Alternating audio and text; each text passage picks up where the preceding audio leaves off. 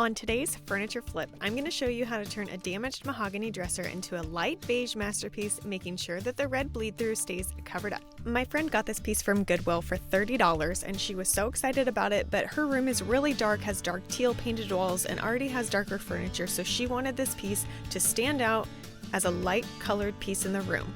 We selected Sandbar by Dixie Belle because it's a gorgeous, soft beige, and it's not too white, but it's not too brown. The piece itself had lots of dings and scratches, nothing that a good sanding won't get out. In all my furniture flips, I highly emphasize prepping your piece properly. You don't just slap on paint when you get it home. You first take the knobs off, and then you clean your entire piece with a good degreaser and a good scrubber. Cleaning your piece before you sand gets off all the old furniture polishes, wax. These pieces are typically old that are found at Goodwill and bulk pickup and other places, and they've had lots of product put on them over the year. And if you sand that into the surface, it's going to mess up adhesion. I'm using one of the scrubby sponges by Dixie Belle. These have glycerin in them, and it's also a sponge within the soap. It's fantastic. You can dip it in water, you clean your whole piece off. This is after I degreased it, then I'm using the glycerin soap, and then I'm using just water in a microfiber rag, and then drying it with the microfiber rag. So I know I seem like I do this thorough, but I want my pieces to last, and I want my pieces to be good. And so if you want your pieces to last, you'll do it properly. This piece needed more than a scuff sand. If your piece is in really good shape, then I'm going to show you this is what a scuff sand looks like. Before you trip on your cords that are all over the place, you put about a 180 or 150 on your sandpaper, whatever sander that you're using, and you just give it a good buff sand all around.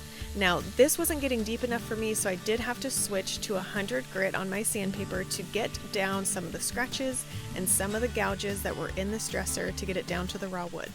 I know that I have two different sanders. I have both Surpref sanders and the vacuum, and I know that seems bougie, but one of them I won. So it's this orbital right here, and it is a workhorse. Now, both of them hook up to this vacuum right here that you see, and you can get 10% off your Surpref order. Yes, they are not a beginner sander, but it's a really good system to invest in. You'll have it forever, and it really works well and pulls up all the sand just as you're sanding. After sanding, most of the time you would just wipe it off with a tack cloth, but I like to go a step further, especially with a glossier piece, because I didn't go as deep on some of the surfaces. So I use TSP, this is super cheap at the hardware store, and hot water, and actually you can get it on Amazon too. But I use just a regular spray bottle, I mix it up, and then I spray it on the piece and I wipe it down. If you haven't watched my video from last week, I did a battle of the primers. I compared the top 9 primers, half of them I hadn't even used before, and found the top to be Kills 3 Benzinzer Primer and Rust-Oleum's Paint Primer in flat. I used a cabinet paint roller. These are foam. You can find them at the hardware store. They're awesome. I put my first layer on of Kills 3 with this paint roller. Rolling is much easier than brushing, and it just gets a really good smooth application on. You have to be careful around the corners and the edges, as it does like to puddle up around those corners.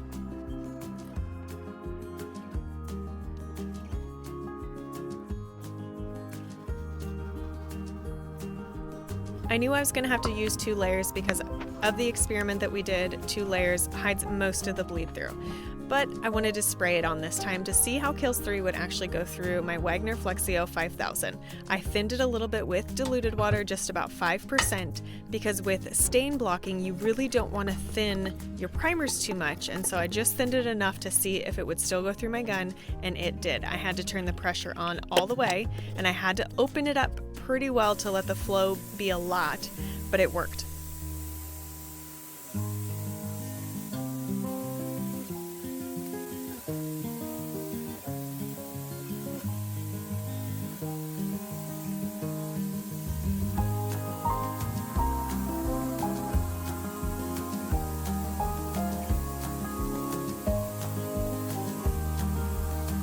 After the second coat of primer, I let it dry overnight, and I was still seeing bleed through, and this just made me so nervous because on a big piece like this, I'm sending it home to a client and I don't want any issue with bleed through. So I tried sanding it back a little bit, and it was weird. This Kills 3 does not sand like shellac does. It balled up and was just a little bit gummy and then got stuck to the sander in one area that it fully pulled it off of. So my recommendation, Kills is great, but it's a little bit gummy, especially to sand. And so if you're going to need to sand your primer, I would highly recommend just using shellac. I know it's more expensive, but it sands super easy. And that's going to make your paint application go on so much smoother. Now, because I did not want to risk any sort of bleed through, I used my flat white primer. There's two different kinds of it. It's by Rust-Oleum. They're both paint and primers, but they have an amazing oil-based formula. I don't even know what it is, but it sticks to everything and you can paint over it. This is how you apply it on. Now, the reason I didn't do this over the entirety of the piece, it just would have been a lot for spraying. It doesn't coat as evenly. It comes out in a circle spray, and so trying to get it even on the whole piece would have just been a lot of sanding, and I only use this typically to spot spray. So I'm covering up the drawers that had more of the bleed through, and then just the spots on the dresser that needed a little bit of touch up where the sanding was too much, and then the spots that are really causing a lot of bleed through. Now, the trick with this, the trick with any flat primer by Rust-Oleum is that you must recoat it within an hour. So you spray it on and then you set your timer. It dries after about 20 minutes and then you want to recoat it within that hour. Otherwise, it can cause crackling. If you can't within that hour, then you do want to wait 48 hours before you apply your paint on top. After noticing that the primer looked so great, I decided to move on. It was time for painting. I'm using my Home Right Super Finisher Sprayer, and all these products can be found in links on the description below. Now, I did have to, this was a brand new quart of paint, I did have to put it halfway in my cup so I could dilute it a little bit with that diluted water and put it through my sprayer. This is the Home Right sprayer. I always test my walls, and I realized I needed to tighten this up a lot because too much spray was coming out. So I did that, and then it evenly goes on the surface. I love both of these sprayers. This one's a little bit more affordable and great for beginners. It's a little bit more of a pain to clean, but I still love it, and it's great to have two different guns when I'm working on multiple pieces.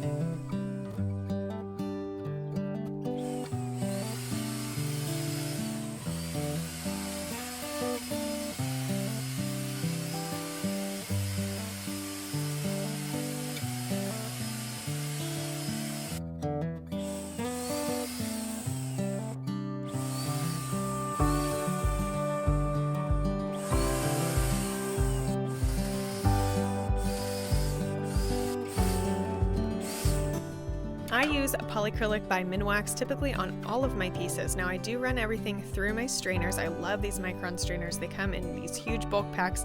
I use them for every project and every piece that I'm using. Now, I tint my polyacrylic always, especially when you're using darker light colors, I always tint it with about a tablespoon of paint, and this makes it go on the surface flawlessly. It doesn't take away the color at all, it doesn't change the color at all, and it just makes sure that your piece is looking flawless. With polyacrylic, it's really good if you're using a sprayer to do 2 to 3 very light coats so that you don't have any runs or drip marks.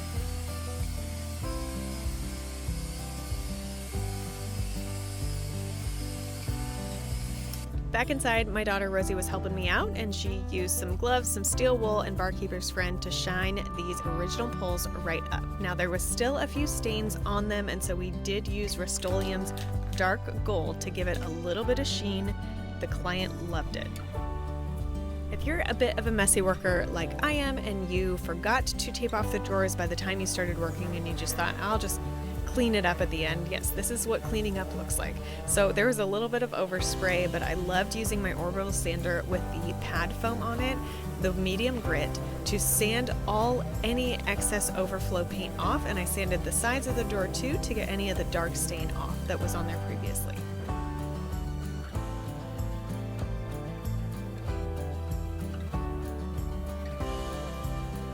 To sand small spaces like this, I use sanding contour pads. I get them from Fulton on Amazon. They're in the description, and they contour and fit any sort of groove or crevice. I use them when I'm prepping pieces as well, but it's so nice to get into small places like this and not have to use my finger. I'm holding on to the plastic molding inside the sandpaper.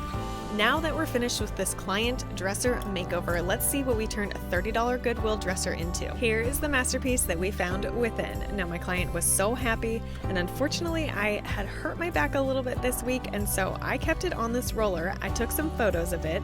I put it through my AI app called Photo Room Pro, and I was able to get some really great pictures to send them to let them know how it would look in their room and for my own portfolio. I hope you like this furniture flip.